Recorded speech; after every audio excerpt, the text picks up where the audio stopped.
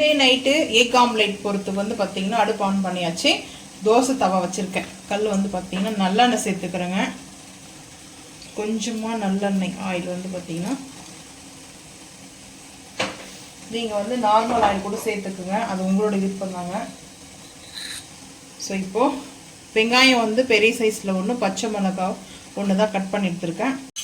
So இப்போ பார்த்திங்கன்னா வதக்கலாங்க.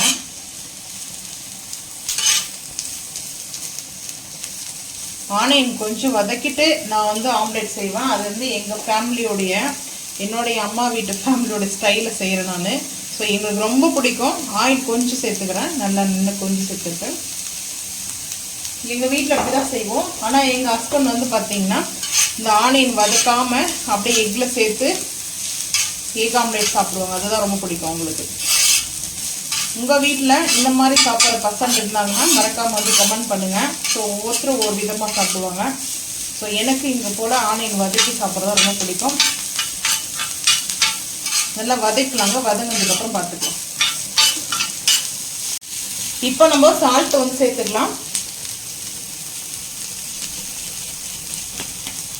சால்ட்டை தேவையான அளவுக்கு சேர்த்தாச்சுங்க. சால்ட்டை சேர்த்துட்டு நம்ம வந்து வதக்கலாங்க. சீக்கிரமாக சால்ட்டை சேர்த்தோம்னா வதங்கிடும். 4 எக் எடுத்திருக்கேன், வந்து 4 எக் எடுத்திருக்கேன், அதனால 1 ஆனியன் எடுத்திருக்கேன். ஸோ ஆனியன் வந்து ரொம்ப சேர்த்துட்டோம்னா அந்த ஆம்லேட் சாப்பிட்றதுக்கு நல்லா இருக்காதுங்க. ஸோ அதனால தான் வதங்கிட்டேங்க. 4 எக் எடுத்திருக்கேன். ஸோ இதை சேர்த்துப்போம். ரூம் டெம்பரேச்சர்லேயே 2 வாரமாக இருந்துச்சு. ஃப்ரிட்ஜில் கூட நான் வந்து எடுத்து வைக்கல. ஸோ ஆனியன் வந்து பார்த்திங்கன்னா ஓரளவு ஷார்ட்டேஜ் ஆகிடுச்சிங்க. ஸோ இப்போது இந்த எக்கு பீட் பண்ணிக்கலாம். எக்கு பீட் பண்ணியாச்சு. ஸோ இப்போ இந்த ஆனியன் அப்படியே சேர்த்துக்கலாங்க.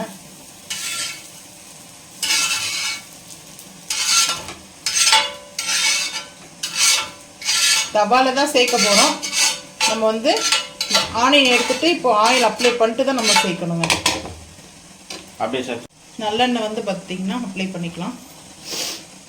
கோல்டு இன்னும் சரியாகலை. அதில் ஜூஸ் வர பன்னீர் சோடா வந்து ஜூஸ் குடிச்சிட்டு வந்தேன். இன்னும் கோல்டு அதிகமாகும்.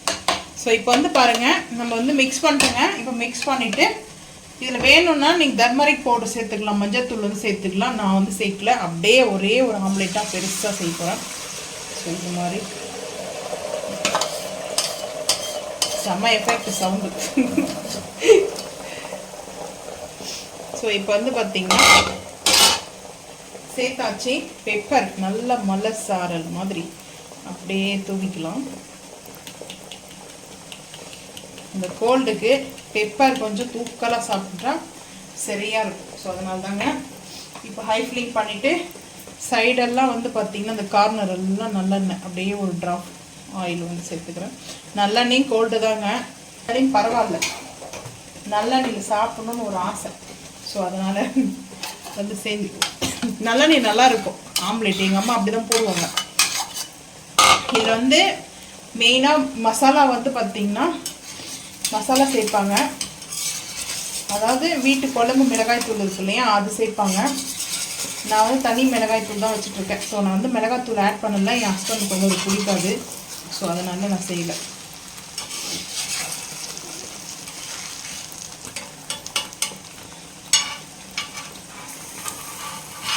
கட் பண்ணிக்கிறேன். பீஸா மாதிரி கட் பண்ணி பார்த்தேன், அது கட் ஆகலை.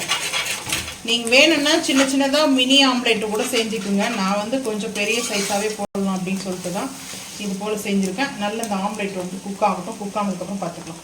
ஒவ்வொரு பீஸ் அப்படியே எடுத்து சேர்த்துக்கலாம்.